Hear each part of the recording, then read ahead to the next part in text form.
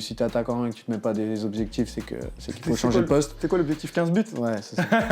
Et rien qu'à l'échauffement, déjà, je m'en rappellerai toute ma vie, j'étais déjà cuit, quoi. Il y avait des joueurs. Hein. Vas-y, dis-nous, éclaire-nous un peu. Il y avait un U17, il y avait Kingsley Coman, Moussa Dembélé, Olivier Ncham. J'ai commencé à jouer sur le côté, un peu à l'éclosion de Marcus Thuram. Quand t'es en confiance, tu le sens, tu peux faire ce que tu veux.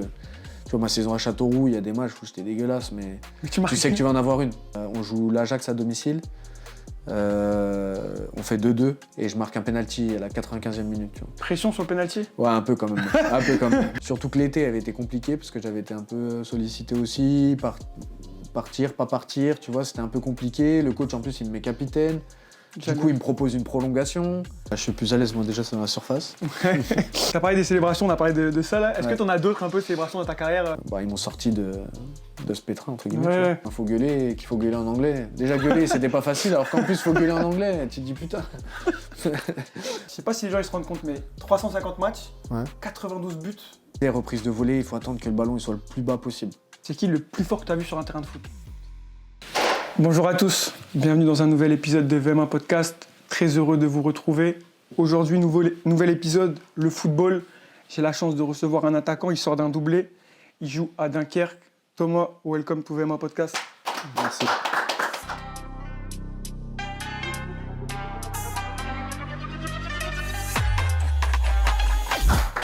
Thomas, je suis très content de t'avoir ici. Comme j'ai dit, là, il y avait un match important contre Boulogne.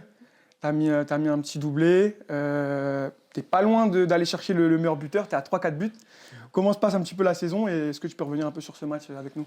Bah d'abord, merci à toi pour l'invitation. Et ouais, c'est sûr que c'était un bon match avec beaucoup de buts, donc en tant qu'attaquant, ça fait du bien.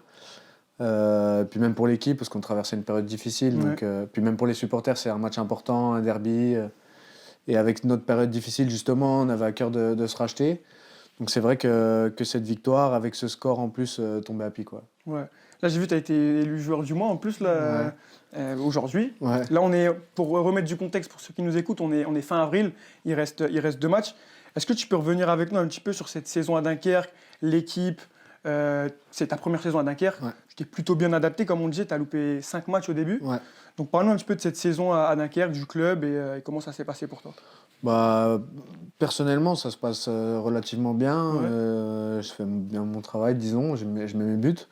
Collectivement, on a une grosse bonne période qui nous a fait espérer. Et puis on a beaucoup de qualité dans l'équipe. Malheureusement, on a eu un gros trou ensuite et là, on s'est écarté du top 5. Maintenant, là, on n'a plus vraiment grand-chose à jouer. Juste préparer la saison prochaine. Mais ouais, personnellement, ça s'est relativement bien passé. Comme tu dis, j'ai raté des matchs parce que je suis arrivé tard. Moi, je suis arrivé fin août. Ouais.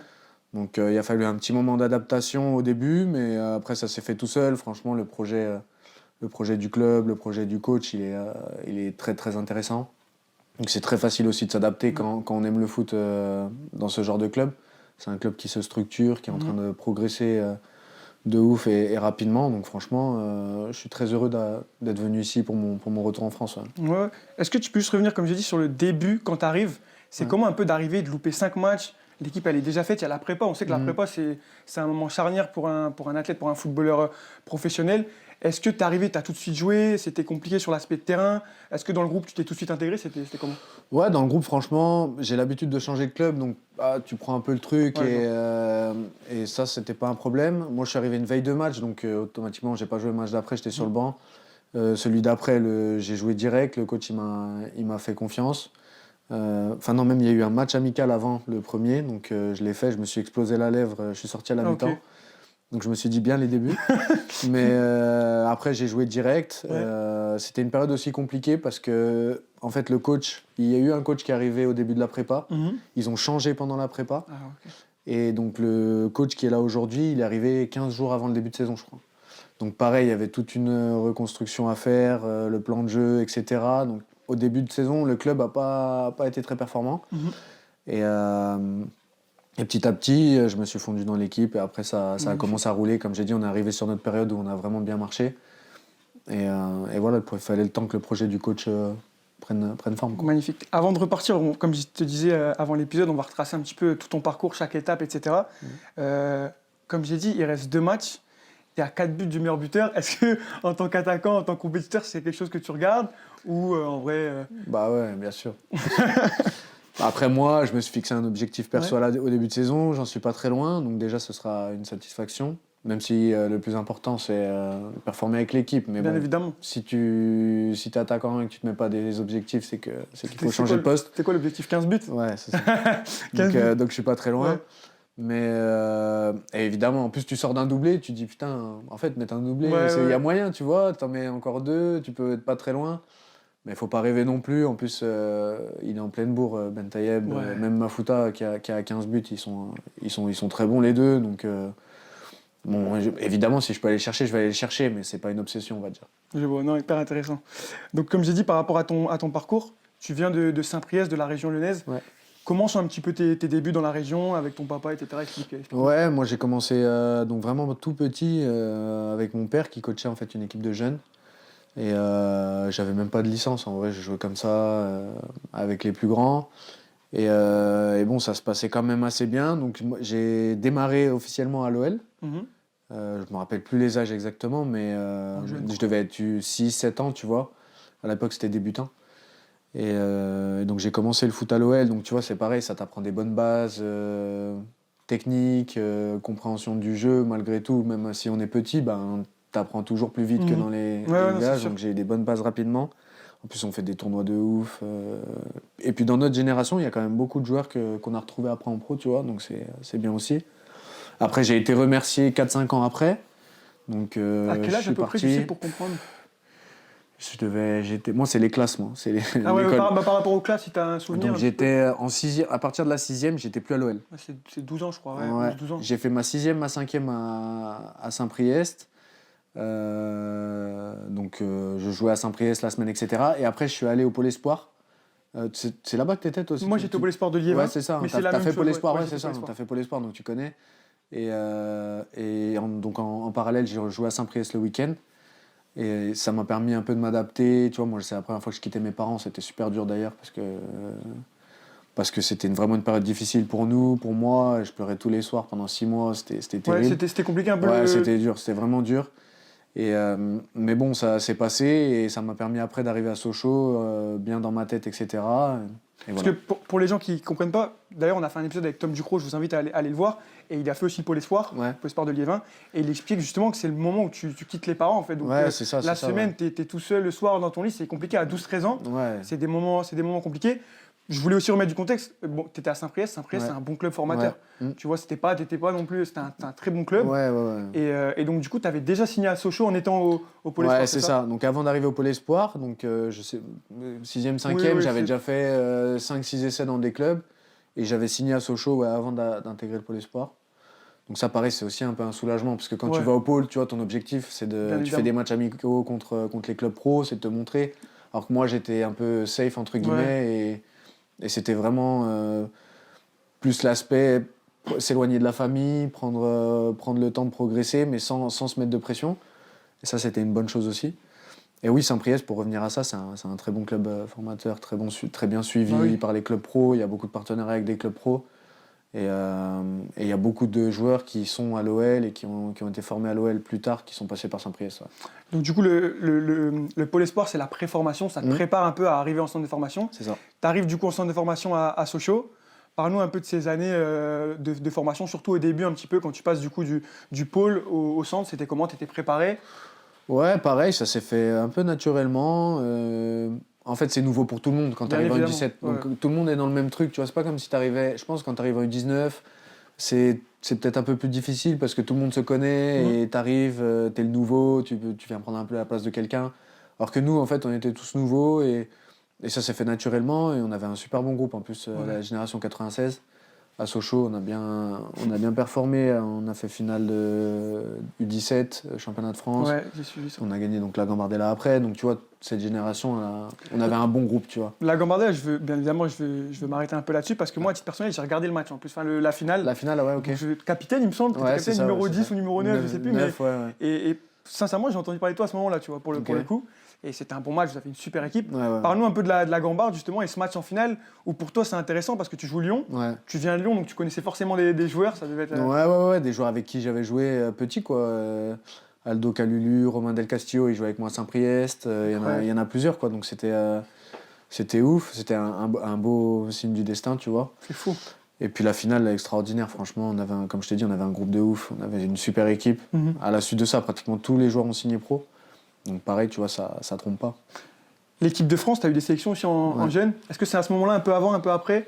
C'était un peu avant. Okay. J'ai fait U17, un peu U18, surtout beaucoup de rassemblements, quelques matchs amicaux, et après j'ai fait le tournoi de Toulon, U20. Okay. Donc après la Gambardella, ouais. C'était comment l'équipe de France? Il y avait quel type de joueurs qui ont forcément bien réussi? Il y avait des joueurs. Hein. Vas-y, dis-nous, éclaire-nous un peu. En U17, il y avait Kingsley Coman, Moussa Dembélé, Olivier Ncham. Ah oui, c'est vrai, c'est cette génération-là. C'est 96, ouais. Ncham, c'était fort. Ouais. Angelo Fulgini, là, qui était à Lens. Lies Souris, on avait une bonne génération. Et puis après, en U20, il y avait Serhou Guirassy, il y avait d'autres joueurs qui n'étaient pas forcément là au début, mais ouais, on avait une bonne génération. C'était pas mal. Bonne génération. Et donc, du coup, après la Gambardella, tu commences un peu à goûter au pro, en tout cas t'entraîner. Ouais, je crois que tu arrives en Ligue 1 avec Hervé Renard, c'est ça? Ouais, c'est ça. C'était sûrement même avant que je commençais à m'entraîner en tôt, pro. Du coup. Ouais. Après, tu sais, quand il manquait un joueur, t'es là, tu comptes un peu. Ouais. Mais ouais, je me rappelle de mes débuts. Ouais. Quand ils venaient te chercher en cours, t'étais trop content. Tu ratais les cours. T'allais t'entraîner avec les pros. Et à l'époque, c'était Hervé Renard. Ouais. Et les entraînements, je crois que j'avais vu un article ou quoi où tu disais que l'intensité, c'était un truc de fou. Ouais, rien à voir avec ce que tu avais connu. Bah ouais, déjà quand tu changes à chaque fois de catégorie ou centre, tu sens un peu ou quand tu t'entraînes avec la CFA, tu vois, tu sens la différence. Mais là, puis Hervé Renard, tu vois, grave exigeant, on connaît, c'est un mec il a la dalle, il est, comme je dis, il est très exigeant et rien qu'à l'échauffement déjà, je m'en rappellerai toute ma vie, j'étais déjà cuit. Quoi. L'intensité, elle était déjà complètement différente mais pour moi, c'était une expérience de ouf. En plus, à l'époque, à Sochaux, il y avait du beau monde. Donc, c'était énorme pour moi. Ouais, le gap d'intensité, il est différent. Ouais. Mais donc, du coup, tu vois, juste pour nous éclairer, tu vois, parce qu'il y a des jeunes qui nous écoutent, et c'est aussi le but du podcast, tu vois, c'est d'inspirer. C'est comment, quand tu es jeune, tu es avec les pros, tu vois, ou même, tu vois, un jeune qui est dans un club de N2, de N3, qui va pour la première fois s'entraîner avec l'équipe première.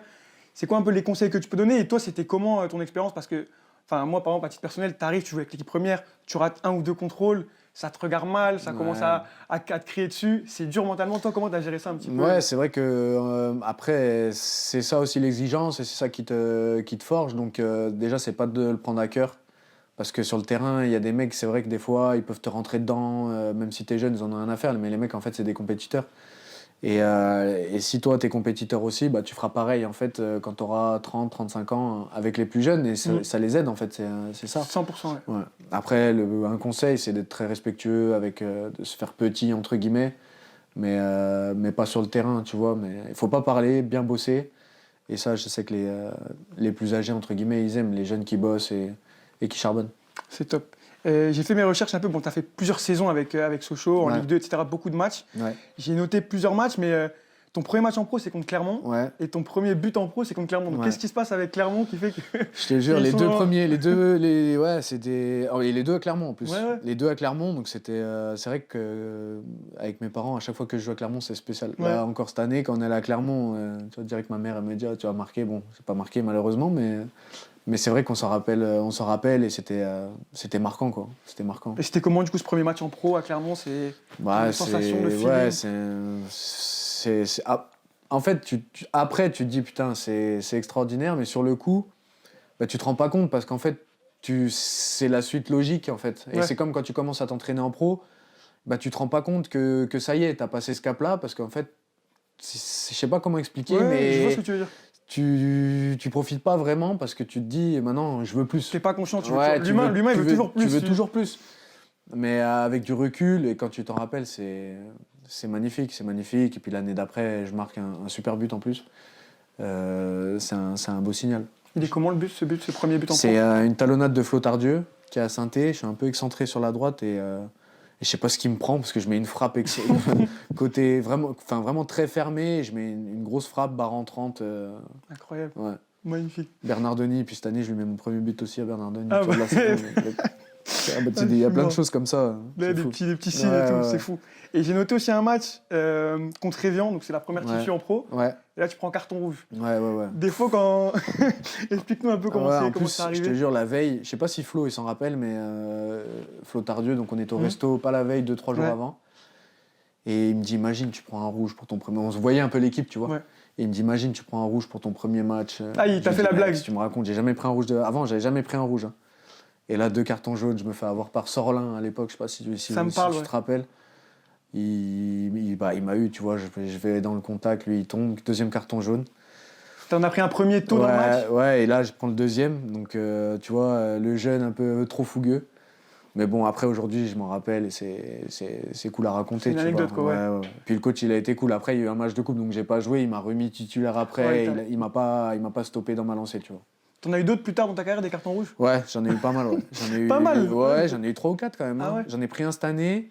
J'en ai pris un aux Pays-Bas aussi, coup de coude. Surtout coup de coude, j'ai pris 2 fois coup Il de y coude. en a un où t'as une anecdote un peu marrante, où c'est un peu fou ce qui s'est passé parce que... Ouais, bah, aux Pays-Bas, quand je prends mon rouge, on gagne 2-0. Ok. Je mets un but, une passe D. Ok, On rentre. c'est un bon match, hein. Ouais, je En fait, me quand sentais t'es super dans les bien. émotions, Je me sentais t'es- super bien. Je me rappelle, on jouait à Héraclès. Et on rentre pour la deuxième mi-temps, tu vois, bah, tu gagnes 2-0. En plus, vraiment, on dominait et tout. Je me dis, bon, on va les tuer. Je vais mettre mon doublé. Début de deuxième, carton rouge. Ils égalisent au final, on fait 2-2, tu vois. Je me dis, putain, celui-là, il a fait mal. Mais bon, après, justement, c'est ça que j'allais dire. C'est qu'il a fait un peu le buzz, ce carton rouge, parce qu'en fait, je saute à la tête. Et le mec, il vient vraiment s'empaler dans mon coude. Et je m'en rappelle après, sur les plateaux, et tout, etc., tout le monde parlait de ça. Et ils disaient que les arbitres, ils abusaient, machin. Donc ça m'a un peu réconforté, tu vois. Ouais, je vois, ok. Non, c'est top l'anecdote. Du coup, comme j'ai dit, tu fais pas mal de saisons avec Sochaux, tu joues, tu as du temps de jeu, tu mets des buts. Et ensuite, tu vas aller à Villefranche en national. Ouais. Moi, la question que je veux te poser, bon, on connaît ton profil pour ceux qui regardent les matchs, tu es un vrai neuf, Ouais. tu es un finisseur, tu mets Ouais. des buts. Ouais. Et je sais qu'à ces moments-là, tu jouais beaucoup à gauche. Ouais.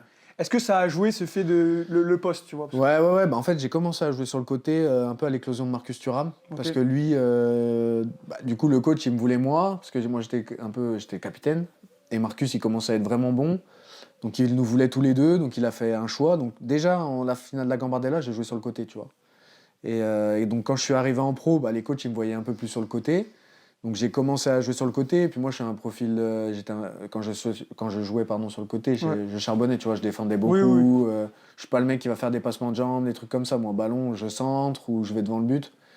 Et ça, c'était bien avec l'arrière droit qu'on avait à ce moment-là, Michael Alphonse, qui était très très offensif, et donc on se complétait pas mal, tu vois, quand je jouais. Et sauf que ça m'a trop desservi. Au bout d'un moment, je me suis dit, ouais, faut que j'arrête parce que sinon je vais avoir personne au bout d'un moment qui voudra de moi, personne qui se rappellera que j'étais attaquant, etc. Donc j'arrive en fin de contrat à Sochaux et je me dis, faut que je trouve un club où vraiment là, je dois jouer attaquant, tu vois. Et ça me dérangeait pas de redescendre d'un étage. J'ai eu un bon feeling avec le coach de Villefranche. En plus, moi, je suis de la région lyonnaise, donc c'était parfait. Et franchement, je regrette pas mon choix. Et si j'ai un conseil à donner aux jeunes, allez en national. Il faut mieux jouer en national jouer en national plutôt que de rester en Ligue 2, de se dire ouais, je vais jouer, machin. C'est mieux de partir en prêt une saison et de tout casser en national et tu reviens fort, tu vois. Et par rapport au poste, parce que c'est intéressant, je trouve. J'ai un ami là en plus qu'on met. C'est un 6, on le met défenseur central et tout. Qu'est-ce que tu as à dire un petit peu sur ça quand tu as un poste préférentiel mais que le club ou le coach te met à un autre poste? Bah moi j'arrivais en pro, donc tu vois, je peux pas. J'allais pas dire quelque chose et j'avais pas envie de toute façon, je regrette pas du tout, j'en veux pas à mes coachs ou quoi que ce soit. C'était comme ça et moi j'étais très content comme ça. Mais c'est qu'au bout d'un moment, en plus ça j'arrivais en fin de contrat de toute façon, voilà, c'était pas compliqué de faire ça. Mais quand les clubs m'appelaient, je leur disais bien, moi maintenant je veux jouer attaquant parce qu'en fait, au bout d'un moment, malgré tout, ça te dessert. Quand tes performances en fait, elles baissent à cause de ce changement de poste, ben il faut trouver une solution. Après, moi je suis un joueur d'équipe, je suis très respectueux, donc et aux Pays-Bas c'était pareil. La première saison, je jouais déjà un peu 9,5, ça s'est très bien passé. Et en fait, la deuxième. Limite 10, quoi. Ouais, mais non, mais c'était même pas 10, c'était 8. Tu vois, vraiment au milieu. En plus, on était moyen, donc on défendait beaucoup, et moi, ça m'allait pas. Mais j'étais capitaine, donc tu es obligé de. Je peux pas aller gueuler vers le coach et lui dire écoute, maintenant, c'est soit tu me mets 9, soit je joue plus. Donc tu serres les dents, et à la fin de saison, j'ai discuté avec eux, je leur ai dit moi, c'est terminé.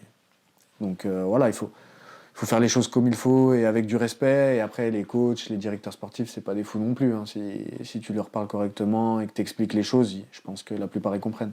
Je disais tout à l'heure, la nationale, ça t'a réussi. J'ai les stats devant. Donc, tu arrives à Villefranche, Tu joues 22 matchs, tu mets 9 buts, 3 passes D. Ouais. L'année d'après, Laval, 32 matchs, 12 buts, 4 passes D. Et l'année d'après, Châteauroux, ta meilleure saison, on va y venir bien évidemment. 33 matchs, 18 buts, une passe D. Ouais. Donc parlons, qu'est-ce qui se passe pour que tu sois... Parce que les saisons d'avant, c'était 1, 2, 3 buts. Bon, il y avait moins de temps de jeu, bien évidemment. Ouais. Mais là, tu arrives, on te met à ton poste et t'exploses. Ouais, c'est ça. Et tu vois, ça m'a rassuré parce que je me suis dit, T'avais raison, c'est bon. au final. Ouais, voilà.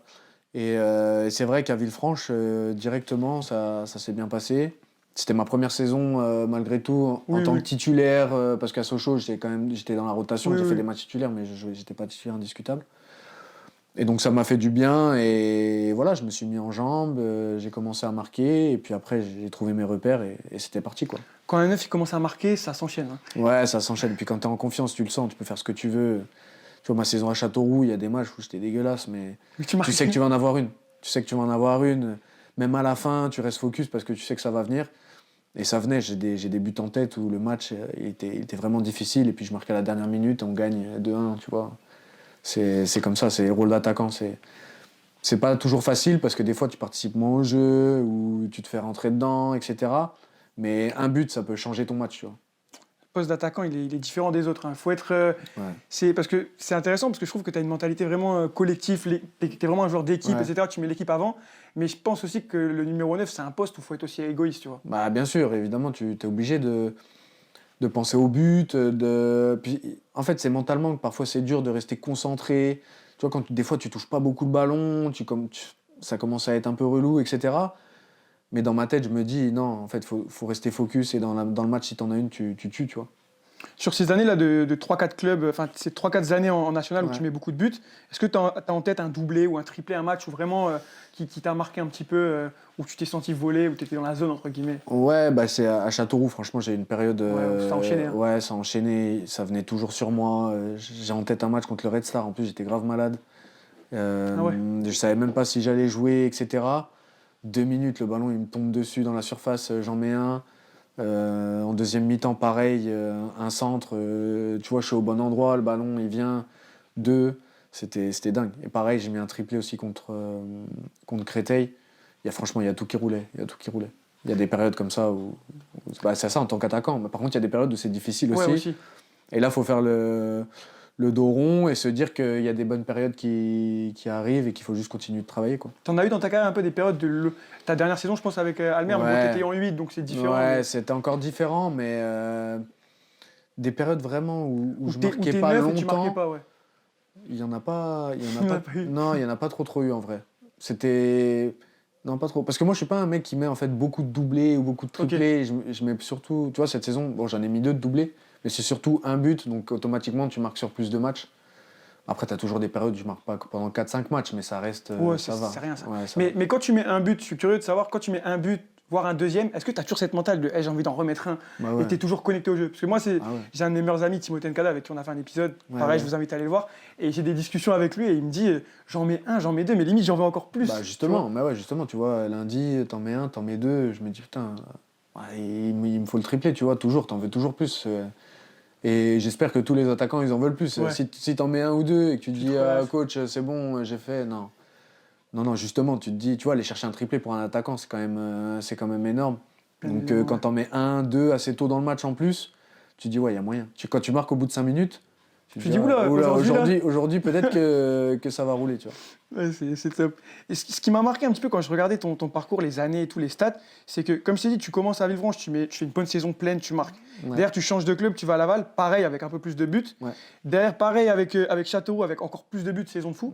Et derrière, pareil, tu changes de club, tu vas à Nancy, au stand, tu nous expliqueras. Ouais. Qu'est-ce qui fait que tu changes de club chaque année? Est-ce que c'est un contrat? Enfin, tu vois, moi, je me dis, un joueur qui réussit super bien dans un club, potentiellement, il va rester encore une année, ou tu vois. Ouais. Après, il y a plusieurs choses. Il y a les projets. En fait, quand je suis à Villefranche, pour moi, c'était top. C'était vraiment un club familial. Mais j'ai fait des gros sacrifices pour y aller. Et à la fin de saison, donc moi, j'étais prêt à continuer. Le coach, je m'entendais vraiment très, très bien avec lui. Et j'ai un rendez-vous avec le président. Et en gros, il me dit, on va rester comme ça, tu vois. Et sauf que moi, c'était impossible. Surtout que j'avais des offres à côté. Je pouvais pas... j'avais vraiment fait des gros efforts pour aller à Villefranche. Donc là, c'était pas possible. Après, à Laval, ça se passe bien. J'ai le projet Châteauroux en fait, qui arrive. J'étais en fin de contrat, je signais à chaque fois 1 an. Donc il y a Ah oui, ça c'est des aussi qui contrats d'un rentre en an. compte. Non, mais faut le dire, ok, c'est des contrats d'un an à chaque fois. Ouais, c'est vrai que je l'ai pas dit, mais c'était des contrats d'un an déjà. Donc tu vois, tu peux aller dans d'autres projets, des meilleurs projets. Et le projet de Châteauroux, ils descendent de Ligue 2. Le club, il est racheté par des Saoudiens. Ouais, c'est ce Ils veulent moment-là, faire ouais. remonter le club. Je me dis, putain, on va avoir une top équipe, ça va jouer. Le Ça coach, remonte c'était Marco direct. Simone. En plus, Ouais. il m'appelle Marco Simone. Je sais pas si tu connais, mais Ouais, je connais des noms. PSG, Monaco. Moi, je suis attaquant. Lui, il était attaquant. Tu vois, je me suis dit, ouais, je vais me régaler. Et donc, j'y vais. Et après, la saison, elle se passe pas trop comme prévu, etc. Moi, malgré tout, je fais une très grosse saison.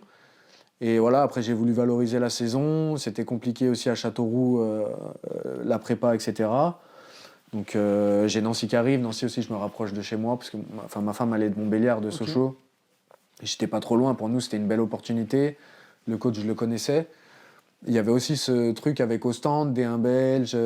Donc en fait, j'ai signé à Ostende, prêté à Nancy directement.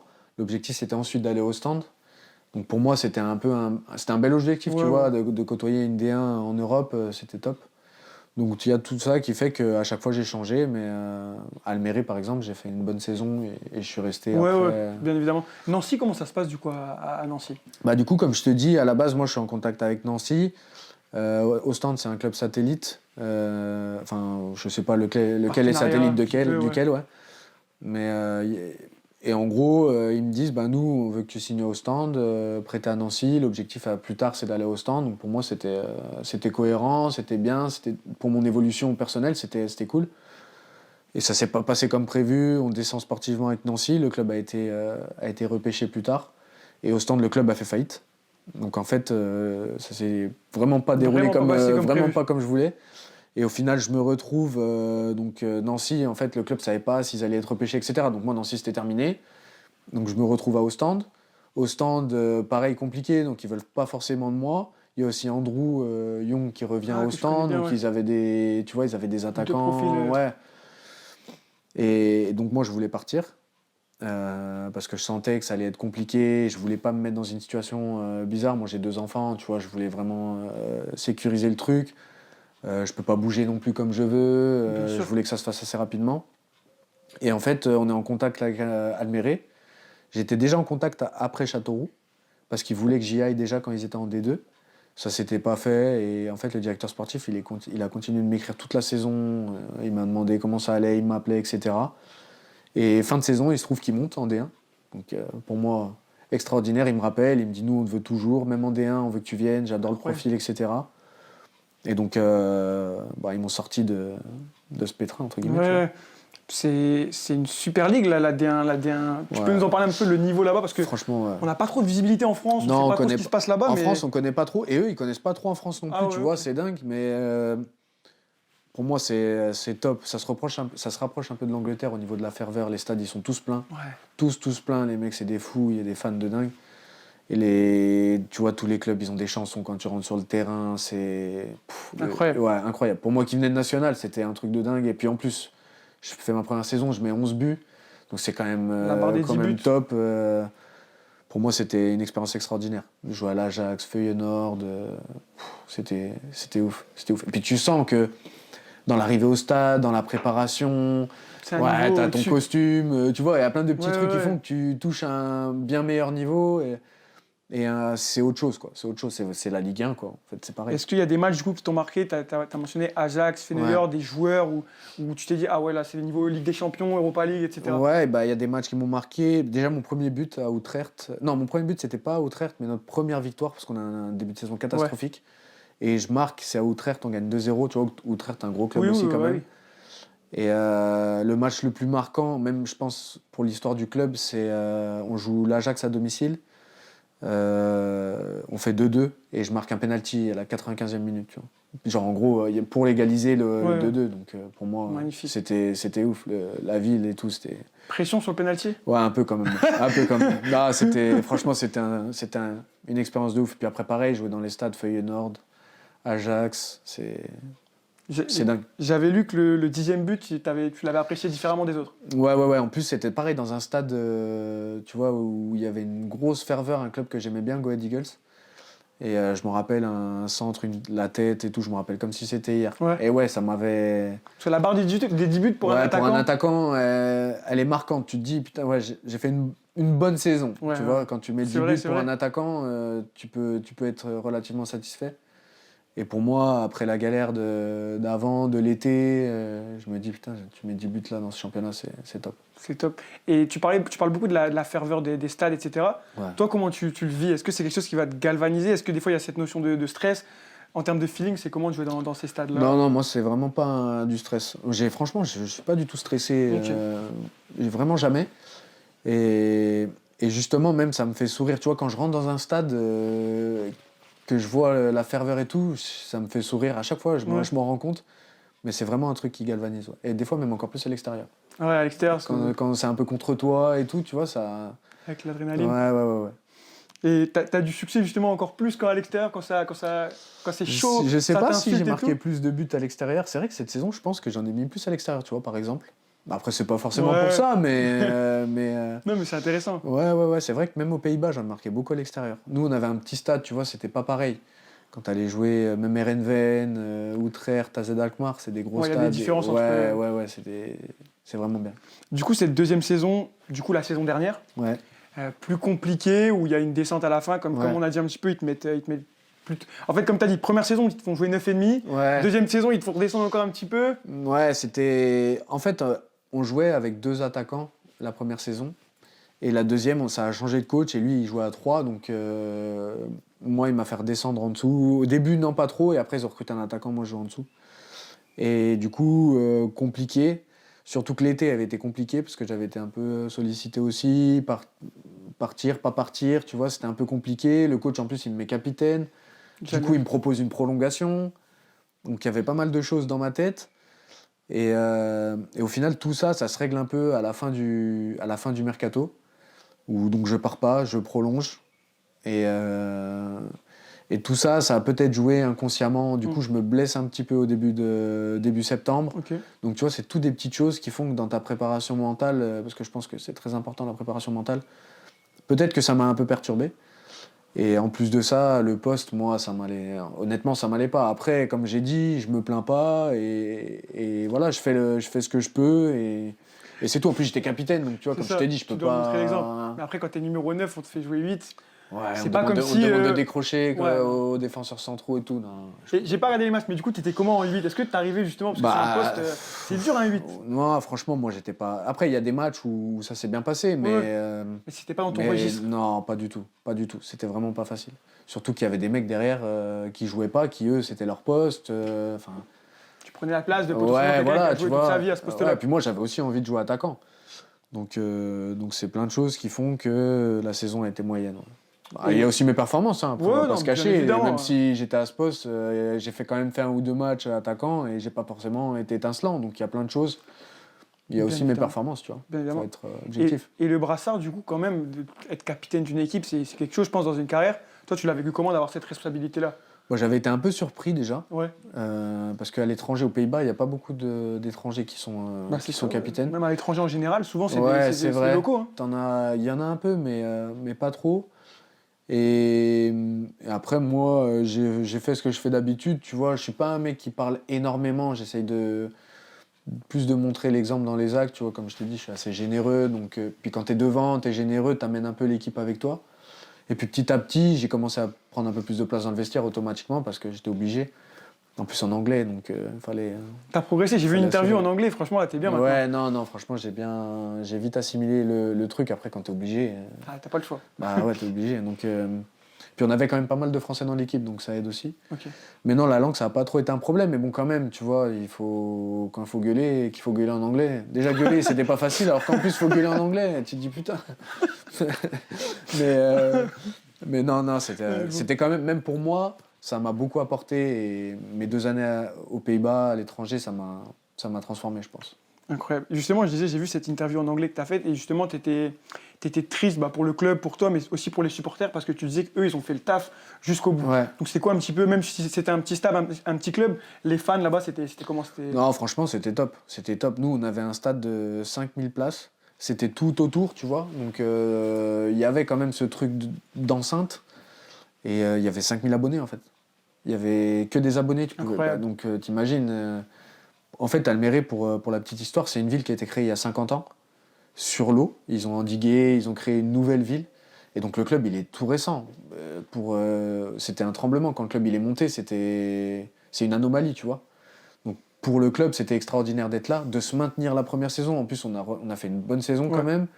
Et les gens, ils commençaient à rêver. Après notre première saison, en plus, le club a ramené un coach pour la deuxième saison, qui est international hollandais, Maduro, je sais pas si tu connais, Non, moi du je tout. pense pas. Non, du tout. Mais Almere, il avait été adjoint, tout le monde l'adorait, donc les Ok. gens, ils ont commencé à rêver. Peut-être une 8, 9e place, qualification en Coupe d'Europe, mais en fait, ça allait trop vite. Ouais. Ça allait trop vite. Brûler les étapes un peu. Ouais, c'est ça. Mais du coup, les gens, ils étaient à fond derrière nous, franchement. Et même par rapport au moment où je suis arrivé et à la fin, j'ai vu la ferveur qui a changé dans la ville. Les gens, ils nous reconnaissaient plus, etc. Et ça, c'est top parce que tu fais aussi partie d'un projet où le club progresse et toi, tu progresses avec le club. Bien et sûr. ça, c'est cool aussi, tu Ça, vois, c'est top, ouais. de voir un club évoluer en direct, entre guillemets. Comme tu l'as dit, c'est ta seule, entre guillemets, pour l'instant, expérience à l'étranger. Comme tu le sais, moi, je joue à Chypre. Ça change un homme, je pense, de vivre à l'étranger. Ouais. Toi, sur quel point ça t'a changé, que ce soit sur les points au niveau, enfin, sur le joueur, la personne, ta famille, elle est venue avec toi, je pense, là-bas. Donc, sur tous ces points-là, comment ça a joué un petit peu? Bah, en vrai, plein de choses. Déjà, je trouve qu'à l'étranger, les gens sont beaucoup plus ouverts. Je sais pas comment toi tu le ressens. Beaucoup plus tranquille. En France, on est vraiment stressé. Bon, ça parle pas bien. Je vois mes enfants, rien qu'à l'école, la différence, franchement, c'est terrible. Et donc, ça nous a beaucoup ouverts. En plus, nous, on est à Amsterdam, donc extraordinaire. Ouais, magnifique. Et puis, bah, tu vois, tu peux travailler ton anglais, c'est aussi important. Super important. Et c'est une autre culture, donc tu t'adaptes. Et franchement, pour nous, c'était. Pour moi, ma famille et moi, c'était. Tu vois, franchement, j'aurais des regrets si j'avais pas une nouvelle expérience à l'étranger. Donc, c'est potentiellement un objectif ou un souhait de repartir. Ouais, on aimerait bien. Franchement, ma femme et moi, on aimerait bien repartir à l'étranger un jour. De toute façon, quand on parle avec les joueurs, on dit toujours la même chose. Quand tu goûtes une fois à ces expériences à l'étranger, ça donne envie. Après, il y a des gens, tu sais, ça se passe pas super bien. C'est vrai. Et du coup, ben, ils veulent plus. C'est sûr. Mais nous, on a eu la chance. En plus, le club, vraiment, ils ont tout fait pour moi. Ils ont été magnifiques. C'est un club aussi très familial. Comme je t'ai dit, c'est un petit club. Donc, ils compensent l'argent avec d'autres choses. Et ils m'ont beaucoup aidé. Et je leur serai toujours redevable pour mes enfants, ma famille. Ils étaient toujours aux petits soins. Et c'est pour ça, pour moi, c'était une super expérience. Incroyable. Pour rebondir à ce que tu disais, j'ai pas envie de dénigrer la France. On aime la France, etc. Ouais, mais non, pas du quand tout. je rentre de Chypre, directement le premier jour, je me rends compte un peu, les gens ils sont aigris, ça klaxonne, tu vois, tu le vois tout de suite. À l'étranger, ils sont plus, en tout cas moi à Chypre, ils sont beaucoup plus chill, etc. Bon, après, voilà, Non, il y a plein de choses, hein, franchement. Tu peux au passage piéton, c'est il y a vrai, personne qui me dit merci, tu vois, ça me choque là-bas. Ouais, et à chaque là-bas, fois, je le dis à ma femme, tac. elle me dit, mais t'es fou, on s'en fout. Ouais, en vrai, on Mais s'en en vrai, fout, c'est des mais petits trucs. c'est des petits À trucs. l'étranger, les gens, c'est différent. Je pense que ça dépend les pays aussi, tu vois, faut pas généraliser C'est vrai, l'étranger, c'est vrai. mais peut-être qu'aux Pays-Bas, voilà, c'est comme ça. Et à Chypre, de Ouais, toute façon. non, plus ouvert, moins. Les gens, ils pensent un peu moins à eux, tu vois. Même avec les enfants, les gens, ils sont plus cool avec les enfants C'est vrai. et tout. Mais ça, c'est des choses on s'en rend compte vraiment quand on vit à l'étranger. Ouais. Pas forcément en voyage, tu non, vois, tu t'en 2 rends pas semaines, compte. c'est vraiment, tu vis là-bas sur plusieurs mois, c'est là où tu te rends, ça, vraiment, tu prends une claque. Non, ça rend pas compte. Mais hyper intéressant. J'ai une petite, j'ai un ami qui a une question pour toi. Tac. On va préparer des surprises. Ouais, j'en ai deux. Ça, c'est la première. Salut Tom, comment ça va? Ouais, moi j'avais deux petites questions pour toi. Alors, la première, c'est pour toi, cette saison, quel est le meilleur match collectivement que tu as pu jouer ou que l'on a pu jouer si on était encore dans la même équipe? Et la deuxième question, c'est pour toi, sur quel match tu t'es trouvé genre, le meilleur? Pour toi, quelle a été ta meilleure performance cette saison, individuellement? Voilà. Merci de tes réponses et je regarderai ça avec attention. Ciao. Des bonnes questions. Salut Tom, comment ça va? C'est juste avant que tu répondes, pour les gens, c'est Geoffrey Kondo, on a fait un podcast avec lui. Il a une histoire de fou, il est parti de la R1, là il est en D1 belge, je vous invite à aller regarder l'épisode. Et top mec surtout. Top mec, incroyable personne, et il a fait la connexion, donc je le remercie. Merci à lui. Ouais, merci pour la question, Kondo. Donc il était là pour le match je pense que le meilleur match qu'on a fait, c'était à Montpellier. Je pense qu'on a fait un gros match. On a gagné 3-1 là-bas et franchement, c'était le premier match de l'année 2026. Je m'en rappelle bien. Tu sentais cette force collective, tu vois. Et il y a aussi Amiens, on a gagné 6-2 un peu au début de saison. Et après, pour moi, un match où je me suis vraiment senti bien, je dirais Amiens, je me suis senti bien. Boulogne, là, le dernier match aussi, je me suis vraiment senti bien. Montpellier. Après, moi, je dépends beaucoup de l'équipe, tu vois, parce que je suis pas un joueur individuel. Je suis pas un mec qui va prendre le ballon, faire des passements de jambes, aller dribbler 3 joueurs. Donc je dépends beaucoup de l'équipe quand même. Donc tu vois, à chaque fois que moi je fais des bons matchs, c'est souvent quand collectivement on est bien. Ouais. C'est hyper intéressant. En tant que joueur, on a tout le temps moi j'en ai, je sais que tu en as, des formateurs, des coachs qui ont marqué un peu dans notre parcours. Toi, c'est qui les 2-3 coachs ou formateurs que tu peux nous citer? Y en a un qui est bien connu du monde de la formation, entre guillemets, c'est Eric Elie. Il était à Sochaux, après il a fait Lyon.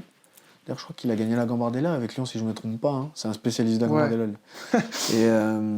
Et ouais, il m'a marqué par son exigence. Je pense que c'était le premier coach que j'ai eu qui était vraiment très exigeant. Tu vois. En jeune, qui te rentre dedans. Tu vois, qui n'a pas peur de te dire les choses et limite de te faire mal, tu vois, des fois. Donc, et il m'a fait confiance aussi parce qu'il m'avait mis capitaine en réserve à l'époque, même en Gambardella. Donc c'est qu'il croyait aussi en moi et même, franchement, il était bien, tu vois, connaissance football, etc., au top. Et surtout pour la formation, tu vois, c'était un super bon formateur. Ouais. Pour les joueurs, en tant que joueur et en tant qu'homme aussi, tu vois. Donc il formait pas que des joueurs, il formait aussi des hommes. Et après, il y en a eu plusieurs, mais si je peux t'en citer un, c'est Pierre-Alain Fro. Je sais pas si lui, ça l'a marqué, mais moi, je me rappelle... Déjà, je l'ai connu un peu, parce que quand il finissait sa carrière, moi, je commençais à m'entraîner en Ligue 1. Ah, en tant que joueur, tu l'as connu en tant que... Vite fait, tu vois, 2-3 entraînements, des fois, il venait avec la réserve. Et après, donc, il est passé directement coach. Et devant le but, c'était un monstre, tu vois. Vraiment, c'était un truc de ouf. Et à chaque fois qu'il me disait un conseil, et je m'en rappelle d'un, tu vois, c'est tout bête, hein, mais il me disait, reprise de volée, il faut attendre que le ballon il soit le plus bas possible avant de la taper. Et je m'en rappelle, ça marquait direct, tu vois. Et mon fils, je lui dis tout le temps maintenant. À chaque fois qu'il veut mettre une reprise de volée, je lui dis attends que le ballon il soit bas, tu vois, pour te dire que ça m'a marqué. Ouais. C'est vrai. Et Pierre-Alain Fro, moi en plus en tant que Lyonnais, il a joué à l'OL, grosse carrière, PSG, enfin il est connu, tu vois. Et maintenant on a même une très bonne relation parce qu'après moi j'étais en pro, du coup automatiquement ça devient différent, tu vois, quand c'est plus ton coach et que toi tu passes en pro. Donc quand je rentre à Sochaux, on se voit des fois et on a une très bonne relation. Un bon conseil, j'espère que mon vidéaste Martin, l'attaquant il a bien noté. Quand le ballon il descend, tu l'apprends. Faut pas l'apprendre trop haut, sinon tu vas faire n'importe quoi. Je suis mort. Thomas, en off, on a parlé un peu des profils des attaquants, on a parlé un peu d'Harry Kane qui décrochait, qui faisait le jeu. Toi, en termes de qualité, comment tu décris, pour quelqu'un qui t'a jamais vu jouer, comment tu décris un peu tes qualités, ton style de jeu, ce que tu peux faire, là où tu es plus à l'aise, etc. Je suis plus à l'aise, moi déjà c'est dans la surface. Je pense que la finition, je suis pas trop mal, tu vois. J'ai du mal à me donner des qualités, tu vois.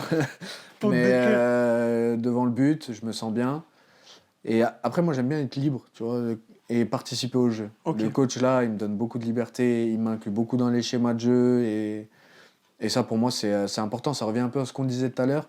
Quand tu fais un match, que tu touches pas le ballon, que t'es pas trop dedans, il y a des coachs, ils utilisent pas du tout leur attaquant, tu vois. Et moi j'aime bien quand même participer au jeu. Donc j'aime bien décrocher, créer des espaces pour les autres. Et pour moi, quand j'emmène un défenseur, que ça libère un mec qui part derrière, moi j'aime trop, tu vois. J'aime trop. Et donc voilà, même prendre la profondeur, ça fait partie aussi de ça, tu vois, d'être vraiment libre. Et en tant qu'attaquant, c'est quand même important de savoir un peu tout faire. Tu as répondu un peu à ma prochaine question, mais je me disais, quand tu disais tu décroches, tu aimes bien faire le jeu, etc., t'as pas peur quand tu décroches de pas être à la finition derrière, mais justement, tu aimes bien ça quand il y a... Enfin, tu disais que tu aimes bien si un partenaire il marque derrière. Ouais, voilà, c'est ça. Et puis... Et ça arrive parfois, mais en général, tu as quand même le temps. C'est vrai que des sprints pour y arriver, tu vois, pour pas rater le centre, j'en fais pas mal. Donc tu essayes de compenser, tu vois, tu remises, bam, tu pars direct devant le but, tu es un peu obligé. Après, des fois, tu peux pas. Si tu la mets, tu reçois un ballon de ton arrière droit, tu la mets en profondeur pour l'excentrer, et c'est sûr, tu vas pas être devant le but. Mais si derrière ça marque, tu vois, pour toi, c'est super gratifiant. Ça me parle parce que c'est exactement ce qu'il disait mon coach à mon attaquant cette année. Parce qu'il aimait trop décrocher, se battre. Il a dit, OK, si tu veux être là, c'est OK. Mais derrière, il faut que tu tapes le sprint de ta vie pour être dans la surface. C'est ça. Si tu le fais pas, là, j'ai un problème, il lui disait. C'est ça, ouais. Et donc voilà, tu vois, j'aime bien. Après, des fois, c'est bien de se faire un peu oublier. Tu vois, j'aime bien rester un peu derrière la défense. Le ballon, Harry Kane, il le fait bien, ça. D'ailleurs, c'est de lui un peu que je me suis inspiré. Pardon. Et Alex Georgen, il m'a donné ce conseil aussi il n'y a pas longtemps. En plus. Mais tu vois, quand le ballon il part sur le côté, tu te mets un peu derrière, un peu hors jeu. Et en fait, les défenseurs, ils ne calculent pas trop. Mais quand le centre il va arriver, toi, tu seras déjà devant eux. C'est des petites choses, mais. Ouais, c'est top. Et du coup, ça me permet de gagner des fois un temps d'avance sur les défenseurs et de pouvoir être plus vite dans la surface et de toucher le ballon, tu vois. Parce que des fois, c'est difficile quand tu joues contre une défense à 3, que tu as des centres. Si tu as 3 Golgoth, c'est chaud. C'est chaud de les toucher. Donc, tu vois, il faut essayer de trouver des trucs. Mais ouais, j'aime bien participer au jeu, prendre la profondeur aussi. J'aime bien. Les attaquants qui regardent l'épisode, ils doivent se régaler là. T'as mentionné Harry Kane, et je l'ai mentionné aussi, mais c'est qui un peu les joueurs que tu regardes, qui t'inspirent dans le passé ou maintenant un petit peu Ouais, moi je suis un grand fan de Lisandro Lopez, qui est à l'OL, extraordinaire. Robin van Persie et Harry Kane. C'est les trois. Mes trois attaquants. Mes trois. Il n'y en a que trois, il n'y a pas d'autres. Non, les trois là, c'est mes joueurs. Lisandro, quand il fait la célébration, là, je l'ai fait pendant longtemps celle-là. Ah ouais? Bah ouais, tu sais, j'étais petit, moi j'étais à Lyon. Lisandro Lopez, pour moi, c'est top joueur. Top joueur, la grinta, il avait la dalle, il marquait des buts. C'était un chien. J'aime trop. Moi, ça, j'adore. Et en même temps, il jouait, techniquement, il était bon, il prenait aussi la profondeur, donc c'était un peu un attaquant complet, tu vois. Et même Robin van Persie, pour la petite histoire, Robin van Persie, je l'ai croisé parce qu'il était coach aux Pays-Bas, là. Je te jure, je t'ai dit, je stresse pas, hein, mais quand on a joué contre eux, j'étais. Comme un gamin, quoi. Ouais, comme un bébé. On a joué là donc on a fait un amical contre Heerenveen. Les gens, ils sont tous rentrés sur le terrain à la fin du match, ils sont tous agglutinés sur lui, ils s'en foutaient des joueurs. Ils voulaient juste voir le coach. Et là, maintenant, il a signé à Feyenoord. Et ouais, ça, pour moi, c'est mon idole. Ouais. Les trois là, c'est. Et Harry Kane aujourd'hui, tu vois comme il performe, c'est ouf. Hein. C'est ouf. T'as parlé des célébrations, on a parlé de ça là. Est-ce que t'en as d'autres un peu de célébrations dans ta carrière Non, maintenant je fais plus les célébrations que mon fils il me demande, tu vois. Ouais. Il m'a demandé de. J'ai oublié d'ailleurs, il m'a engueulé. Il m'a demandé de faire celle de Doué là. Je crois qu'il fait ça ou il fait ça, tu vois. Il m'a dit. Bon, tu vas la faire au prochain match. Ouais, j'espère. Mais ouais, je fais plus les célébrations de mon fils. J'ai fait une fois robot. Il m'avait demandé de faire le robot. Même ma fille, elle m'a demandé un truc une fois. Elle m'a demandé de m'allonger. Le match contre Héraclès, quand j'ai pris le carton rouge. Ok. Donc, tu vois, j'ai fait le fanfaron un peu trop vite. Non, c'est top. Des coéquipiers qui t'ont marqué dans ta carrière, de par l'humain ou en tant que joueur, de par leur niveau, tu vois. Ouais, aux Pays-Bas, j'ai côtoyé un joueur qui s'appelle Pierre Koopmeiners. C'est le frère de Koopmeiners qui joue à la Juve. Donc il était prêté par AZ Alkmaar, une machine de guerre. Ouais. Il bosse de ouf. Et en fait, aux Pays-Bas, les joueurs, en fait, c'est pas là, comme en France, tu vois. Ça travaille. Ouais, les mecs en salle, il n'y a pas besoin d'aller les chercher. Ils y vont tout seuls. Et c'est dans leur routine, en fait. Tu manges, tu vas en salle, tu rentres tous les jours. Tous les jours en salle. Alors qu'en France, c'est quand même un peu différent. Donc lui, il m'avait marqué. Après, j'avais 2-3 joueurs qui étaient formés à AZ. Et il me disait qu'en fait, les joueurs d'AZ, c'était des robots, quoi. Ils sont déjà à la formation, les mecs, c'est des machines. Après, à Sochaux, j'ai côtoyé des bons attaquants. Johan Tousgar, notamment. Ah oui, Amiens, il était à Amiens. Ouais, Karl Toko Ekambi aussi. Donc tu vois, c'est des joueurs, tu prends quand t'es jeune, c'est top parce que les mecs, tu vois après les carrières qu'ils font. Karl, j'en parle pas. Même Yo, il a joué en Ligue 1. En Ligue 2, il a plus que prouvé. En Ligue 1, il a marqué aussi. Donc ouais, c'est des joueurs qui m'ont marqué, ouais. Que j'ai côtoyé. Après, il doit y en avoir plein d'autres. Il y en a plein, mais c'est les premiers qui des talentueux. Ferry Ngoma qui était à Châteauroux avec moi. Un des plus talentueux, je pense. Maxime Blanc, quand j'étais à Châteauroux, il a un pied, c'est de l'or. Enzo Bardelli cette année aussi, top joueur. Donc non, il y a plein de joueurs avec qui je me suis régalé. Ouais. Mais bon, avec les attaquants, tu as toujours une relation spéciale, surtout quand tu es jeune. Et je m'entendais super bien avec eux, donc ils m'aidaient pas mal. Tu vois. Incroyable. Et du coup, dans les adversaires, on a parlé tout à l'heure de Bernardoni, ouais, c'est ça, le gardien. Ouais. J'ai mal prononcé son nom, mais est-ce qu'il y a un défenseur contre qui, je sais pas, tu as joué plusieurs fois contre lui, il y a toujours ce petit duel. Je sais que l'attaquant, enfin le numéro 9 et le défenseur central, il y a des fois des. Non, pas forcément en vrai. Tu vois, moi déjà, ça faisait longtemps que j'étais pas en Ligue 2. Ouais, donc c'était. Donc les mecs, ça faisait longtemps que je les avais pas côtoyés. Aux Pays-Bas, c'est encore différent parce que les joueurs, je les connaissais pas non plus comme je venais de la France. Bien sûr. Donc non, pas forcément. Après, il y a des joueurs. Quand j'étais aux Pays-Bas, il y a des attaquants adverses qui m'ont bien marqué aussi. Il y avait Jiménez, l'attaquant de Feyenoord, qui est parti au Milan. Ah ouais, non, lui c'est très fort. Et Pavlidis aussi, qui a signé à Benfica après, qui était à AZ Alkmaar. C'était un monstre. Ouais.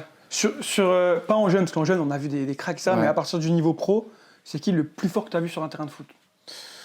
Ça, c'est une question de fou, mais c'est vraiment le plus fort au football. Le plus fort. J'ai joué avec Johan Catlin aussi. Il est à Utrecht, là. Ouais. Yo, franchement, il a des qualités de ouf. Après, vraiment, il y en a plein. Tu vois, Ferry Ngoma. Ouais, lui, c'est... Gilles Sounou aussi, il joue avec Gilles Sounou. Les mecs, c'est du talent, tu vois. Ouais, du talent pur. Ferry, je pense que niveau talent, c'est un des joueurs avec lequel j'ai joué qui était vraiment très très fort. Incroyable. Et pourtant, tu vois, il a joué en national avec moi. Après, il n'a pas forcément rebondi. Donc comme quoi, des fois, il manque un petit truc, tu vois, ou de jouer dans la bonne équipe. C'est ça. Des fois, c'est des détails des carrières, ça se joue à des détails. Tu as parlé de la manière dont il travaille aux Pays-Bas, d'aller à la salle, etc. Toi, est-ce que c'est quelque chose que tu as gardé maintenant et tu travailles plus à la salle? Qu'est-ce que tu mets en place? Donc c'est un peu la question sur l'hygiène de vie et sur ce que tu mets en place pour la performance. Qu'est-ce que tu mets en place sur l'aspect un peu physique? Est-ce que tu as un suivi avec un prépa? Comment tu manges? Comment tu dors? Encore une fois, c'est pour donner des idées à toutes les personnes qui nous regardent et à essayer d'inspirer un petit peu dans ce sens-là. Aux Pays-Bas, ouais, j'avais pris une bonne routine et j'ai senti la différence, tu vois. Je me suis senti évoluer aussi à ce niveau-là, physiquement. Et honnêtement, cette saison, j'ai pas fait comme quand j'étais aux Pays-Bas. Parce que tu vois, quand t'es au milieu de tout le monde, tu fais machin. Après, j'y allais tout seul, moi, aux Pays-Bas, j'étais dans le truc. Et en fait, je suis arrivé, prépa un peu différente, un autre jeu. Donc, je sentais que j'avais plus besoin de récupération. Ok, ouais. Et voilà. Mais bon, après, je travaille en salle et je fais mon boulot, il n'y a pas de souci. Mais aux Pays-Bas, j'ai vraiment beaucoup travaillé. Et là, tu travailles sur quoi? Moi, ça m'intéresse. Aux Pays-Bas, ils font beaucoup bas du corps, Okay. haut du corps, alors qu'en France, bas du corps, tu vois, c'est on moins. fait pas beaucoup, C'est moins parce que déjà, tu fais des grosses séances. Donc, nous, en France, je trouve que c'est plus les séances, entre guillemets, ça suffit. Ça suffit jamais, mais c'est déjà une bonne base de travail. Et après, tu peux faire un petit peu d'extra, mais pas trop non plus, tu vois.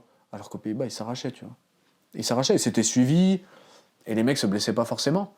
Mais c'était une autre culture. Et je pense que c'est beaucoup à l'étranger. Tu vois, en Allemagne, je pense aussi, c'est beaucoup comme ça. Intéressant. Et dans l'hygiène de vie, justement, le sommeil, comment tu manges, est-ce qu'il y a des choses qui ont changé au fur et à mesure de ta carrière? Non, j'ai toujours fait attention. À part vraiment au début où j'étais moins conscient. Mais non, depuis quelques années, depuis que je joue vraiment, entre guillemets, depuis Villefranche, quoi, je fais vraiment attention, je dors bien, je bois pas, je bois pas. Voilà, je me fais plaisir de temps en temps. Les vacances. Non, comme tout le monde, tu vois, mais je bois pas tous les jours, je fume pas, je dors pas tard. Puis après, quand t'as les enfants, de toute façon, tu te stabilises et... Il aime bien faire la fête, là. Sinon, t'as parlé de... Après, moi, je te coupe, excuse-moi, Non, mais vas-y. c'est l'aspect mental, moi aussi, que... C'était ma question. Ah ouais, c'était ça? Incroyable. Ah bah voilà. T'as mentionné la prépa mentale, justement. Parle-nous un petit peu de ça, ce que t'as mis en Aux place. Pays-Bas, pareil, j'ai connu... c'était une femme, donc préparateur mental. Et elle m'a beaucoup changé aussi, ma manière de voir les choses. Parce qu'en fait, je m'agaçais beaucoup quand j'y arrivais pas, quand j'avais des périodes compliquées. En fait, j'étais beaucoup dans la recherche de plus. Tu vois, quand t'es en national, c'est pas comme quand t'es en Ligue 1. Enfin, après, t'en veux toujours plus, en fait. Mais quand t'es en national, tu veux aller chercher au-dessus. Quand t'es au-dessus, t'en veux toujours plus. Et moi, je devenais fou. Après chaque match, classement des buteurs, tu vois, je devenais... C'était trop. Et elle m'a beaucoup aidé là-dedans. Elle m'a aidé à vraiment me focus sur moi, à rester toujours froid, pas trop d'émotions, parce que moi je suis beaucoup dans les émotions aussi. Quand je suis énervé, ça se voit. Quand je suis content, ça se voit aussi. Donc elle m'a aidé à me canaliser et à rester froid, tu vois. Et ça revient un peu à ce que je te disais, qu'un attaquant, il faut qu'il reste froid. Il est obligé. Pas être trop content quand tu marques, pas être trop dégoûté quand tu rates, parce que sinon ça te perturbe trop dans ton match, tu vois. Et elle m'a beaucoup aidé. Et aujourd'hui, pour la petite histoire, elle est à Sunderland. Donc tu vois, c'est quand même que c'était costaud ce qu'elle faisait, tu vois. Je pense que la dimension mentale sur le poste de numéro 9, c'est très très important. Ce poste-là, il y a une pression qui rentre en jeu. Quand on gagne pas, on marque pas, on regarde directement le numéro 9. Exactement. Et en plus, moi, je suis le premier à dire que le numéro 9, c'est pas que marquer des buts, c'est pas que les stats. Ça m'énerve un peu quand il y a que les stats. Bon, même si je les cherche beaucoup. Bah oui. Mais pour moi, il n'y a pas que ça. Et c'est vrai qu'il y a cette pression où si tu marques pas, tu joues pas en fait. Et du coup, elle m'a vraiment beaucoup aidé. En plus, elle faisait la liaison entre le coach, les joueurs. Donc parfois, elle te faisait passer des messages, si tu doutais, etc. T'inquiète pas, tu vas jouer. Tu vois, et ça aide aussi dans ta préparation. Tu vois, par exemple, aux Pays-Bas, quand. Je parle beaucoup des Pays-Bas du coup. Non, mais c'est une expérience qui t'a Ouais, marqué en ouais. vrai. Tu vois, 2 jours avant le match, le coach à la vidéo, donc vidéo tous les jours, le coach à la vidéo, équipe. Tu savais l'équipe qui allait jouer. Ok. 2 jours avant. Tu avais l'équipe, tu vois. Ok. Alors qu'en France, tu vois un peu dans la semaine, mais t'es pas complètement jamais sûr. sûr. Des fois même, tu sais, en gros, la compo, tu la vois le jour du match, vraiment. Alors que là, c'était 2 jours avant, 3 jours avant, même parfois. Et c'était réglé, tu vois, et ça changeait pas. Et ça, pour ta préparation de match, pareil, c'est quand même un truc qui peut t'aider aussi. Et tout ça, ça fait que mentalement, j'ai progressé, ouais. Non, mais la prépa mentale, c'est un sujet qui nous touche. On a fait un épisode avec un prépa mental qui va Ouais. sortir juste avant toi Ok. d'ailleurs. Et moi, dans mon parcours, bon, on va pas rentrer dans les détails, mais c'est vraiment quelque chose qui m'a changé quand j'ai commencé à travailler avec un prépa. Tu vois. Ouais. Moi, je l'ai pris à un moment où c'était compliqué, mais des fois, il faut même le prendre même quand ça va bien. Tu Bah vois. oui. Et ce que je me suis rendu compte, c'est qu'en fait, le fait de parler avec une personne un peu tierce, c'est-à-dire, c'est pas une personne proche, Non. et tu peux te livrer, et je pense que ça fait du bien Et c'est une à personne l'humain. objective, tu vois, C'est ça. qui a rien à gagner en fait, et qui te dit Exact- juste la vérité. Exactement. Et ça aide beaucoup, et même dans la vie de tous les jours. Hein. C'est pour tout le monde, hein. Un psychologue, c'est pas. En fait, c'est très tabou en France, tu vois. Exactement. Et Là, ça commence un peu quand même. Ouais, mais. Petit à petit, dans le sport, ça commence à Ouais. sortir, mais... Oui, même pour la Ouais. concentration, etc. Je pense qu'il y a beaucoup de joueurs qui en auraient besoin, et ça peut changer une carrière. En vrai de vrai, ça peut tout changer. Maintenant, honnêtement, j'en utilise pas parce que j'en ressens pas le besoin. Ouais, et tu bah, vois, si je veux, c'est je propre à l'appelle. chacun, ouais. Tu vois, l'été, entre mes 2 saisons à Almere, c'était compliqué parce que j'avais un bon club qui voulait que je signe. J'étais un peu entre les deux. Mon club voulait me prolonger. Ouais, Ça de- commençait à me perturber un petit peu. Et je l'avais appelé. Et voilà, tu vois, quand tu as besoin. Période de transition et de Ouais, flow. voilà. Justement, j'allais te poser la question, est-ce que c'est à quel moment dans ta carrière où tu as été le plus bas en tant qu'homme et que joueur, bien évidemment, où c'était le plus compliqué C'était en fin de contrat après Sochaux, tu vois. Quand je Ouais. suis arrivé à Villefranche, en vrai. Ouais, c'était ce moment-là où... C'est la première tu fois que savais je change si de t'as- club. Mhm. Je redescends en national. Comme je t'ai dit, je fais des sacrifices. Donc tout ça, c'est des choses qui. Ouais, c'était là où j'étais le moins bien. Ouais. Et en fait, à partir de là, à chaque fois, je pense que j'ai passé des steps, tu vois. Donc Incroyable. c'est cool. On arrive tranquillement sur la fin, il me reste quelques questions. Ouais. En dehors du foot, est-ce que tu as des projets, des passions, je sais pas, de l'entrepreneuriat, de l'investissement, des choses en dehors du football où tu es vraiment 100% focus foot? Bien évidemment, en dehors de la famille, de prendre du temps pour tes proches, etc. Est-ce que tu as d'autres passions ou des choses un petit peu... Je parle pas forcément pour l'après-carrière, mais des choses qui te plaisent dans tes jours Ouais, j'ai pas mal de choses.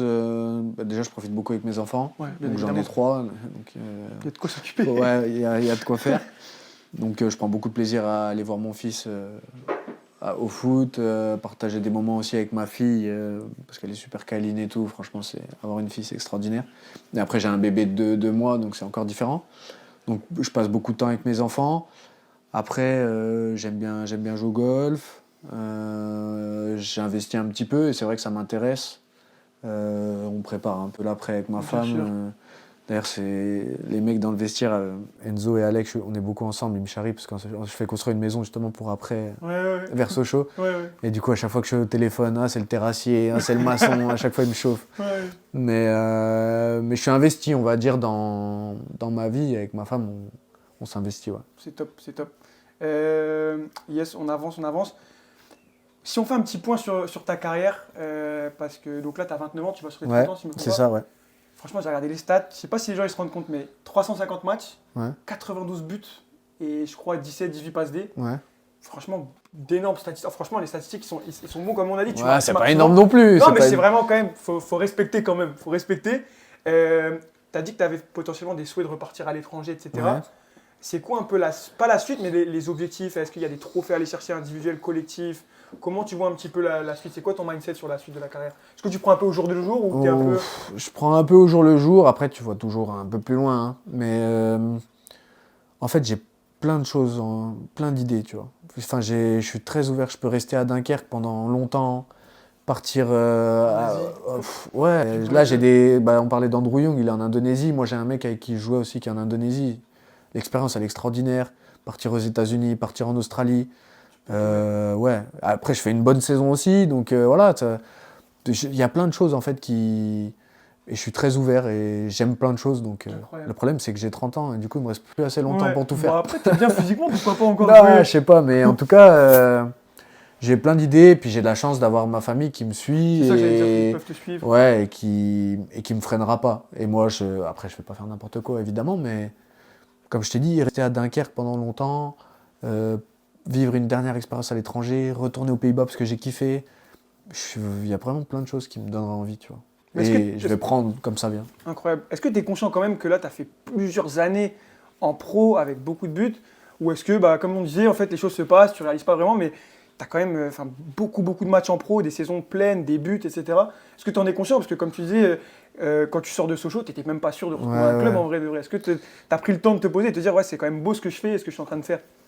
Déjà, moi, je suis content parce que je joue, tu vois. Donc, et ça, c'est trop important. Ouais. C'est trop important de jouer, de prendre du plaisir automatiquement. Et c'est vrai que depuis que je suis parti de Sochaux, j'ai fait que des saisons où j'ai joué. Et ça, déjà, ça me prouve que j'ai fait aussi les bons choix, que j'ai travaillé avec les bonnes personnes qui me faisaient confiance. Et ça, je suis reconnaissant. Après, oui, c'est vrai que je marque, mais après, c'est aussi mon job, tu vois. Donc, je suis un peu dans ce truc où je marque, mais en même temps, c'est normal quand tu joues tous les matchs, que tu as des bons joueurs autour de toi. Eh ben, c'est la suite logique. Après, c'est pas toutes les saisons, c'est pas tout le monde, donc c'est sûr qu'il faut profiter. Quand ça se passe comme ces saisons-là, je profite. Parce que tu sais pas comment ça va se passer après, et si tu veux plus, encore aller chercher, tu profites pas du moment-là, et quand tu seras dans le trou, tu te diras, putain, j'étais bien en fait, j'étais bien là, quand je mettais mes buts et tout, je passais profiter. Exactement. Donc j'essaye de profiter. Beaucoup d'humilité dans le discours, j'aime beaucoup. J'avais une dernière surprise pour toi, avant de passer à la dernière question. Mon frérot, j'espère que tu vas bien. Je te fais un petit message pour te dire que je suis grave content pour toi, pour tout ce qui t'arrive cette année. Encore une saison pleine pour toi individuellement. Voilà, comme chaque année ou comme partout où tu passes, où tu es passé, tu as montré le numéro 9 que tu étais et que je connais. Donc, Il a plus de cheveux, le frérot, il est comme moi. Regarde sa question. Mais je suis très content et Il parle de ça pour toi, mon frérot. Et j'avais une petite question pour toi. T'en es où, toi Tu vois ce que je veux dire? Parce que moi, ça sent vraiment. Ah, l'enfoiré. Allez, bise, mon frérot. On mettra la vidéo, les gens ils vont rigoler. Mais est-ce que tu peux nous le présenter et répondre à sa question? Ouais, c'est Max Prévost, je suis très proche, maintenant c'est même plus que du foot. Et donc on s'est connus au centre, après en pro pendant longtemps, même avec sa famille, ses parents, enfin, voilà, on est très très proches. Et il me parle de mes cheveux, mais lui, il est pire que moi. Il est plus avancé, il a quelques années d'avance. Hein. Mais on a dit qu'on irait ensemble aussi, c'est pour ça. Il voulait y aller lui déjà, mais il l'a pas fait. Il avait peur, je pense. Mais pas lui manquer de respect, il a l'air plus avancé dans. Ouais, il est plus avancé, lui, il fait le malin, mais il est plus avancé. Prends-le dans un épisode, je vais lui poser 2-3 questions. Moi aussi. Oui, je vais le ramener. Super gentil pour la vidéo. Ouais, non, franchement, il est top mec, très bon gardien en plus, qui a prouvé. Là, il a traversé une période difficile. Mais là, il a rejoué récemment, il a montré qu'il était au top niveau. Donc, Du coup, c'est un ami que tu as dans le foot. Est-ce que tu en as d'autres? Parce que c'est compliqué de créer des liens forts. Ouais, j'en ai. Après, Max, c'est quand même un peu différent, tu vois, parce que quand t'as vécu au centre, exactement, c'est d'autres, c'est pas pareil. Après, je m'entends très bien avec plein de gens. Ouais, mais à Châteauroux, j'avais Paul Delecroix, Romain Grange, Gilles Sounou, Razak Boukari, Nolan Roux. On était un groupe, on s'entendait vraiment bien. Là, cette année, Alex Georgen et Enzo Bardelli, on s'entend vraiment bien. Après, je m'entends bien avec tout le monde, tu vois, Kondo, magnifique. Franchement, j'ai jamais eu de problème avec personne et je m'entends vraiment bien avec tout le monde. T'as toujours des affinités un peu plus dans un groupe, quoi. Même aux Pays-Bas, franchement, je m'entendais super bien avec des mecs, même des Hollandais et tout. Non, t'es quelqu'un de très sociable, ça se voit. Ouais, non, Et puis j'essaye d'être ouvert, tu vois, parce qu'aujourd'hui, je vois, moi, t'as des jeunes de 18 ans qui arrivent, en fait, c'est pas... Bah, tu vois, la nouvelle génération, c'est pas... Ils parlent pas comme moi, tu vois, c'est encore différent. Mais moi, je suis super ouvert et je m'adapte en vrai. C'est top, magnifique. Dernière question, on l'a un peu sur le pod dans chaque épisode. C'est une question un peu d'inspiration. Notre slogan, c'est l'inspiration d'un moment vaut l'expérience d'une vie. En fait, au travers de toi, ton parcours, on en a parlé tout au long de l'épisode, bien évidemment, mais au travers de ton parcours, c'est quoi le conseil que tu peux donner, propre à ton histoire, une chose que tu peux nous relayer un petit peu pour les jeunes, les moins jeunes, pour tout le monde? Ouais, je réfléchis un peu. Ouais, c'est une question dure. Ce sera pas Des fois, c'est des choses simples. Une grande phrase, non, mais en vrai, c'est bateau, mais rien lâcher. Moi, je suis un joueur qui est généreux, je pense. Tu vois, je rechigne pas, il faut faire les efforts et au quotidien, c'est important. Il y a des moments quand tu es joueur, c'est pas facile parce que ça devient une routine, il faut pas se mentir. On a beaucoup de chance, mais tu te rends pas forcément compte. Mais en fait, il faut profiter. Et comme je te dis, moi là, j'arrive sur mes 30 ans. J'ai encore envie de faire plein de choses, mais je ne vais pas avoir le temps, tu vois. Donc, faut juste profiter. Je t'ai dit que j'étais reconnaissant parce que je jouais. Donc, quand on joue, profiter à fond parce que c'est pas tout le monde qui joue. Et voilà, et passer des bons moments aussi parce que c'est une expérience avant tout. On vit des choses extraordinaires parce qu'on vit dans un groupe. Il y a des gens qui sont assis derrière le bureau tout seuls toute la journée. Donc nous déjà on joue au foot et en plus on est dans un groupe au quotidien, on se sociabilise, on est avec des gens à longueur de temps, on parle. Donc tout ça c'est des petites choses basiques, mais on a de la chance. Donc Être il faut reconnaissant. profiter, être reconnaissant, profiter et charbonner. Charbonner pour gagner des trophées, pour gagner de l'argent et pour prendre du plaisir. Incroyable, j'ai kiffé ta réponse. C'est quoi les prochains trophées du coup là que tu vas aller nous chercher? Ça va être dur, hein. Peut-être meilleur buteur Il y a un le coup. Pichichi à aller chercher. Peut-être meilleur buteur cette saison, ça va être Ça dur, va être mais après, comme je t'ai dit, moi je cours pas non plus trop après ça. Ouais. En plus, comme je l'ai dit aussi, il y a plein de choses d'autres que marquer pour un Bien attaquant. sûr. Et rien que le fait que tu me dises que je marque pas mal de buts et tout, moi ça me fait plaisir. C'est Donc, incroyable. c'est déjà top. top. Tu nous as fait une petite surprise et je t'en remercie. Il est magnifique, le maillot. C'est vrai qu'il est super beau en plus. Franchement, n'hésitez pas. Robinet numéro 9.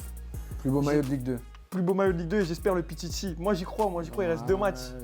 Moi je vais tout faire pour, hein, Je sais. mais Ben Tayeb il est en forme, Ah, il est en plus, feu, et il est il en met feu. des sacrés buts en plus. Il est Même en Mafuta, comme j'ai dit, c'est Ouais. un très bon attaquant aussi. Ouais. Donc, Non, magnifique, je te remercie vraiment. merci à toi de On va le faire gagner. d'avoir pensé à moi. On va le faire gagner en bio comme d'habitude. On s'abonne au podcast, on a des bons retours, donc ça c'est super. Vous vous abonnez, vous mettez un petit commentaire et ce sera bon. Et j'espère que vous le gagnerez parce qu'il est magnifique. Thomas, merci à toi, c'était un plaisir de te découvrir. Avec plaisir. J'espère que l'épisode, déjà, ça t'a plu de parler un peu Ouais, de toi. c'était top, c'est la première fois que je fais ça, c'était sympa. Magnifique. En plus, un des derniers épisodes, c'était avec Gaëtan Westbeck qui était à Sochaux. Ouais. Je suis sûr qu'il y a les fans de Sochaux qui vont se brancher sur l'épisode. Ouais, ça serait Et cool. d'ailleurs, j'ai hâte de voir vos retours sur l'épisode. Je vous dis à bientôt du coup. Thomas, encore merci. Et De bon rien. courage pour la saison. Merci beaucoup. Merci. Merci les gars.